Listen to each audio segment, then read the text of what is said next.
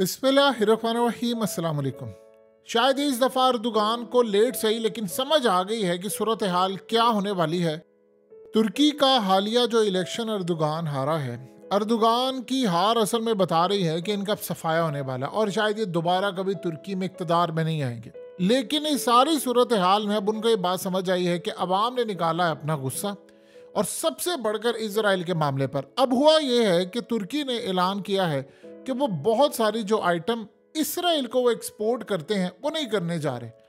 अब उसके साथ आज हालात ये हुए हैं और मामला ये सामने आया है कि इस वक्त तुर्की ने जैसे ऐलान किया है तो उसके बाद इसराइल के फॉरेन मिनिस्टर ने आकर ऐलान किया है। उन्होंने कहा है कि एक तो मैं अमेरिका को कह रहा हूं कि इमीडिएटली आप अपनी सारी की सारी इन्वेस्टमेंट तुर्की से निकाल लें और तुर्की से कोई चीज़ आपने इंपोर्ट नहीं करनी और इस पर पाबंदियां आयद करें और बहुत सारे काम होने वाले हैं। और साथ जो असल बात यह है, इंस्ट्रक्शन जारी हो गई है कि तुर्किश लीरा जमीन बोस कर देंगे हम।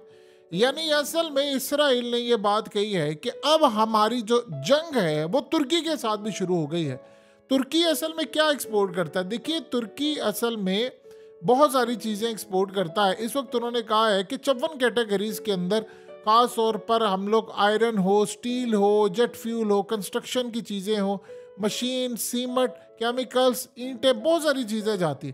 तो उन्होंने कहा है कि अब हम लगा रहे हैं इन पर पाबंदियाँ, चूँकि ये इस वक्त यानी ना तो इन्होंने एड जाने दे रहे। इन्होंने कहा था कि हमने गज़ा के अंदर एड देनी है, तो उन्होंने इनकार कर दिया और कहा जी नहीं, आप कोई एड नहीं देंगे। और उसके बाद इन्होंने कहा कि भाई ईद के ऊपर आपने जंग बंदी नहीं की तो लिहाजा हम पाबंदी लगा रहे। तो इसराइल ने अब ये कहा है कि अब हम अमेरिका और सारे ममालिक, स्पेशली याद रखिएगा नेटो के जो ममालिक हैं वो भी इसराइल की गोद में बैठे हुए हैं। तो कह रहे हैं कि हम उनको कह रहे हैं कि तुर्की से कोई सामान आपने इंपोर्ट नहीं करना। आपको पता है कि तुर्की अरबों डॉलर्स की एक्सपोर्ट करता है अमेरिका को, इसी तरह वो इसराइल को भी अरबों डॉलर्स की करता है। और ये बात ज़हन में रखें, वो तुर्की यानी हथियार भी अमेरिका को देता है, मिसाइल देता है, और वो मिसाइल जाकर आगे वो इसराइल को देते हैं और वो आगे गज़ा में जाकर लगते हैं। तो अब उन्होंने कहा है कि हम ये कहने जा रहे हैं कि तमाम की तमाम आप पाबंदियाँ यहाँ पर जो बड़े लेवल की हैं वो आयद करें। आपको याद होगा इसराइल और तुर्की ने असल में अपने एम्बेसडर बुला लिए थे। देखिए, अर्दोगान की नैया उसी दिन ही डूबना शुरू हो गई थी जिस दिन वो नेतन्याहू के साथ जाकर बैठे थे। और जब वो नेतन्याहू के साथ जाकर बैठे थे, मुलाकात हुई थी, तो अवाम का, तुर्की की अवाम का शदीद गुस्सा था अर्दोगान की जानिब कि क्या तमाशा हुआ है। और उम्मत मुस्लिमा में वो एक हीरो का किरदार जो अदा कर रहे थे, उन्होंने कहा ये तो सारी मुनाफिकाना चीज़ है। और उसके बाद फिर जिस तरह उन्होंने यानी इसराइल के प्रेसिडेंट को बुलाया और उनका इस्तकबाल किया और ये तमाम चीज़ें हुई, उसके बाद अवाम उनसे यानी उनके दिलों में वो उसकी मोहब्बत ख़त्म हो गई थी। और उसका रिजल्ट आपने देखा कि कितनी बुरी तरह, यानी आप ये सोचें, जो इलेक्शन के यानी हल्के जो थे वो अर्दोगान पिछले तकरीबन 20-22 साल में नहीं हारा, वो हार गया। तो ये सारे का सारा असर था अवाम का। अब वो करने क्या जा रहे हैं? अब वो असल में सजा देने जा रहे हैं अर्दोगान को कि तुम्हारी जुर्रत किस तरह हुई कि तुमने अवामी दबाव के ऊपर ज़रा सी भी ये बात की, क्योंकि अवाम इस वक्त तुर्की और पूरे इंटरनेशनल सतह पर अर्दोगान से शदीद नाराज़ है।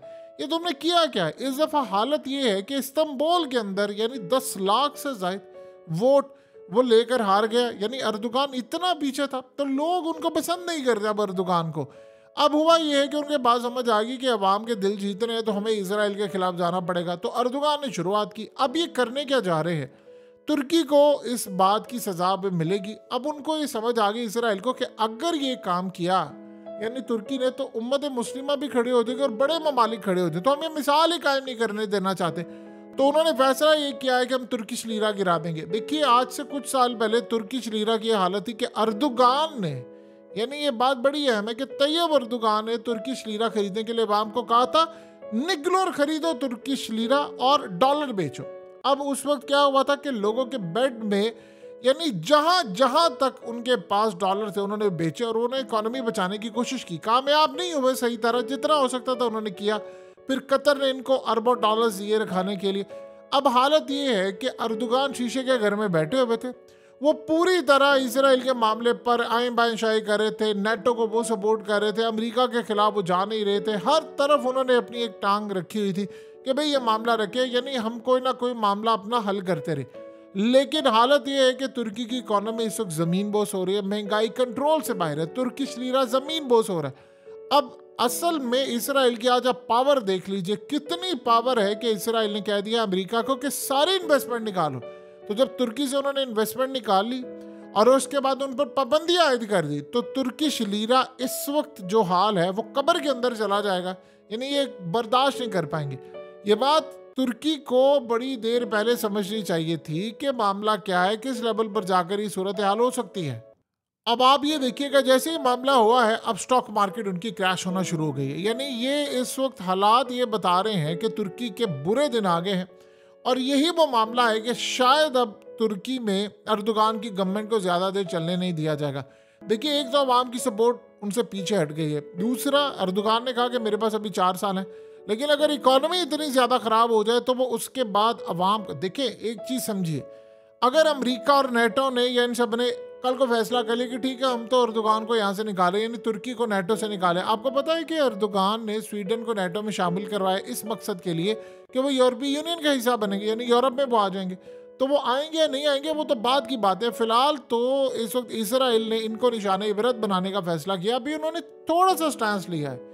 यानी आप ये सोचें कि उनकी ताकत देखिए, क्या कमाल उनकी ताकत है, अमेरिका से लेकर सारे ममालिक उनकी मुट्ठी में है, कि उन्होंने कहा कि अर्दोगान को घुटनों में गिराओ इसको घुटनों में। अब अर्दोगान के पास टाइम नहीं है, यानी अब वो अवाम के साथ खड़े हो कि हम इसराइल के खिलाफ खड़े होंगे, ये काम पहले करने वाले थे जब वो उनकी एक पजीर आई थी। अब उनकी ना पॉपुलैरिटी है, अब वो आकर फंसे हुए हैं। अब इसका आउटकम क्या होगा? देखिए, अगर तुर्की की इकोनॉमी बहुत ज़्यादा ज़मीन पर गिरती है और तुर्किश लीरा गिरता है, तो फिर याद रखिएगा अर्दोगान फिर खुद ही हो सकता है कि वो इस्तीफ़ा दे दे और कह दे कि ठीक है जी अब मेरे जाने का टाइम आ गया है। यानी ये सूरत हाल है कि अर्दोगान ने एक तो फैसला कर लिया है कि वो गालिबन उन्होंने अगला इलेक्शन अपनी पार्टी की जानिब से लड़ना भी नहीं है। यानी एक तो उनको पता है कि वो शिकस्त उनके सर पर खड़ी हुई है, वो किसी और को नॉमिनेट करेंगे। दूसरी सूरत हाल इस वक्त बड़ी अजीबोगरीब सामने आ रही है कि तुर्की के मामला जो है वो बड़े ख़राब होने वाले इकोनॉमिक वाइज। यानी असल में इसराइल ने कहा है कि हम वो मिसाल ही कायम नहीं होने देना चाहते कि लोग हमारे खिलाफ खड़े हों। देखिए, मैकडोनल्ड का मामला क्या हुआ, मैकडोनल्ड्स की जो लोकल जो ब्रांचेस थी, यानी तकरीबन 200-250 ब्रांचेस थी, वो इसराइल की कंपनी ने खरीदी। अब जब आप खरीद लेते हैं तो ब्रांच फैसला करती है कि क्या करना है क्या नहीं। उन्होंने यानी इसराइल के फौजियों को मैकडोनल्ड्स खिलाना शुरू कर दिया, इंटरनेशनल सतह पर बाइकआउट हो गया, पाकिस्तान से लेकर तमाम चीज़ों तक। वो एक अलग बात है कि पाकिस्तान में मुनाफकत का लेवल क्या है कि हम लोग बाइकआउट भी कर रहे हैं, साथ साथ यानी आप ये देखें एक एक टीवी प्रोग्राम के अंदर हम लोग कहते हैं जी KFC का बाइकआउट करना है, फलाने का करना है, और साथ साथ आप देखिए टीवी चैनल्स के ऊपर सारे उलमा किराम बिठाए हैं, हर तबके के और सारे बैठकर KFC खा रहे हैं। तो खैर पाकिस्तान की सूरत हाल तो आप छोड़िए, इंटरनेशनल सतह पर उनका हुआ बाइकआउट। उसके बाद हुआ ये कि जब हालात बहुत ज़्यादा ख़राब हो गए, यानी उनकी सेल ड्रॉप हो गई, तो फिर मैकडोनल्ड ने खुद ही वो फ्रेंचाइजीज खरीद ली। उन्होंने कहा नहीं, हमने इसराइल की कंपनीज को नहीं देना ताकि मामला काफ़ी हद तक बेहतर हो। अब वो जाहिर सी बात है काम करेंगे कि इसराइल के जो फौजी हैं उनको वो खाना नहीं सर्व होगा, तो वो ये बचाने की कोशिश करें। तो इसराइल को इस बात का गुस्सा है कि ऑलरेडी ये मामला इस तरह का हुआ है, दुनिया हमारे खिलाफ है। देखिए, लोग इस वक्त सड़कों पर निकले हुए हैं, ये बात अर्दोगान को बड़ी अच्छी तरह पता होनी चाहिए। पूरी दुनिया में मुसलमान सड़कों पर निकले हैं, गैर मुस्लिम निकले हुए हैं, और तुर्की के अंदर यहाँ तक लोग कह रहे थे कि अर्दोगान तुम्हारी हुकूमत को हमने फौज से बचाया था, गिरने से बचाया था, तो अब क्यों नहीं भेज रहे हो फौज को तुम लड़ने के लिए? कहाँ है तुम्हारी एयरफोर्स? अरबों डॉलर्स का तुम बजट ले रहे हो, तो फिर तुम क्यों नहीं भेज रहे इसराइल में फौजें? क्यों नहीं उतारे? ये कहाँ पे मिसाइल ड्रोन ये वो? अभी अजरबैजान अर्मीनिया की जंग होगी तो तुम ड्रोन वहां पर दोगे, तो इसराइल में क्यों नहीं? देखिए, उन्होंने हमास के लीडरान के पोस्टर्स तक लगाए थे तुर्की में, लेकिन लोगों ने उसको काबिल कबूल नहीं किया। लोगों ने कहा खाली पहली बातें नहीं हमें बताओ, मुजम्मतें ना करो, हमें ये बताओ कि तुम फौज उतार रहे हो नहीं उतार रहे, यस और नो।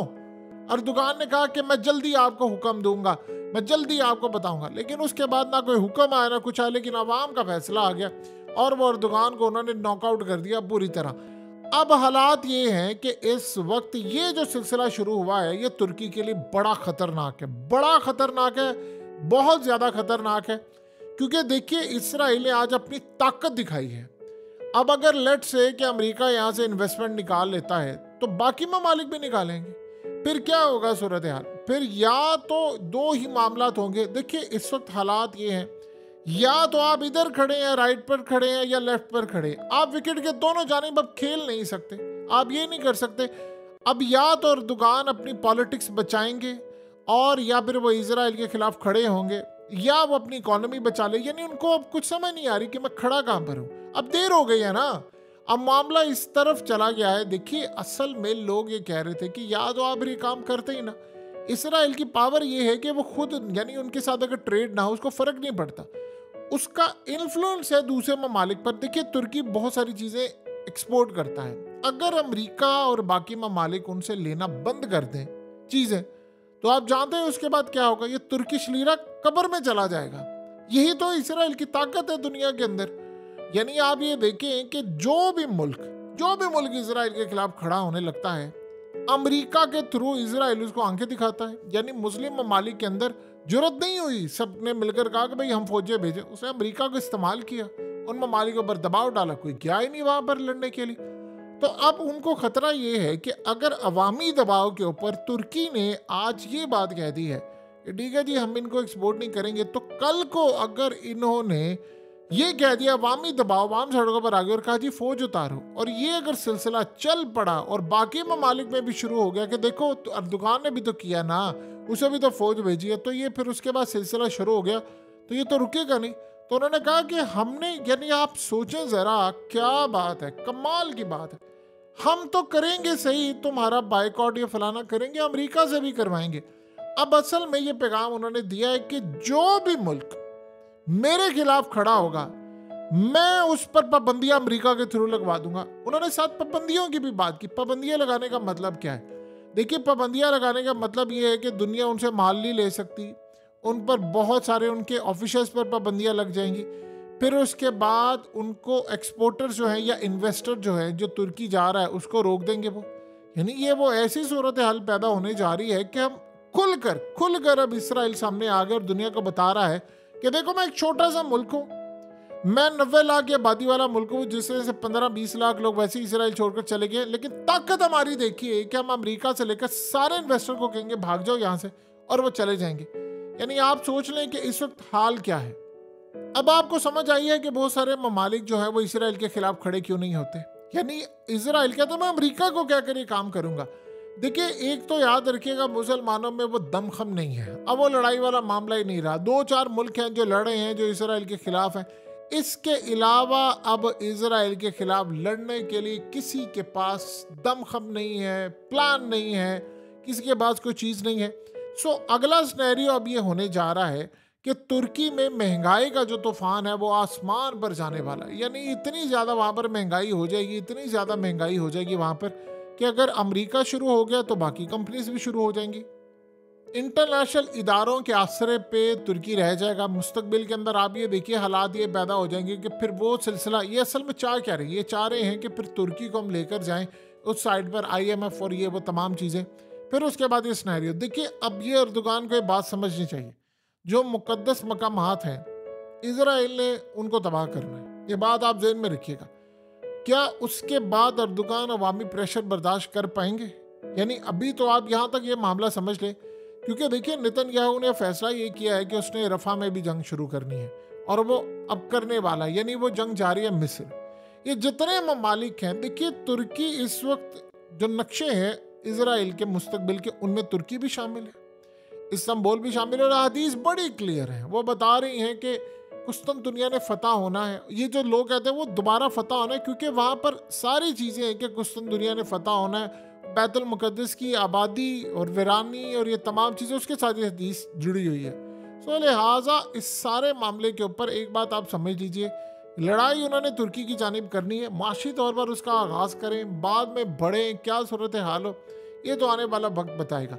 एक बड़ी अजीबोगरीब बात हुई है कि ये जो हालिया इलेक्शन थे तुर्की के अंदर, उसमें जो पार्टीज जीती हैं वो सेकुलर हैं। इसका मतलब है कि तैयब अर्दोगान का वो जो फार्मूला है वो दीन के नाम के ऊपर ये बता रहे हैं, क्योंकि लोगों ने कहा अगर आपने दीन के नाम पर चलना तो बुरा चले, वो लोगों ने एक्सेप्ट नहीं किया। यानी अर्दोगान की वो पॉलिसी, वो हर चीज़ के अंदर वो बता रहे हैं, इस्लामिक एक टच लगा रहे हैं, और लोग कहते हैं आप लगा रहे हैं तो आपने हमें अर्तुगरुल दिखाया है, तो फिर अब जाए ना लड़ने। आप इजराइल के अंदर लड़ाई क्यों नहीं करें, क्यों नहीं हमास की मदद करें? अगर अमेरिका इजराइल को हथियार दे सकता, चीज़ें दे सकता, तो आप क्यों नहीं?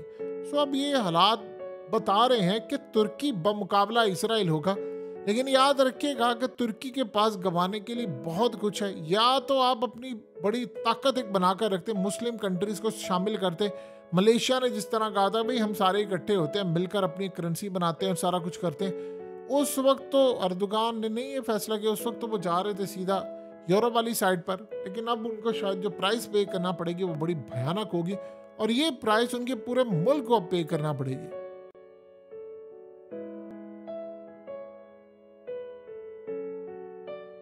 हकीकत टीवी को सब्सक्राइब करना मत भूलें, वीडियो को लाइक करें, शेयर करें और कमेंट सेक्शन में अपनी राय का इजहार ज़रूर करें।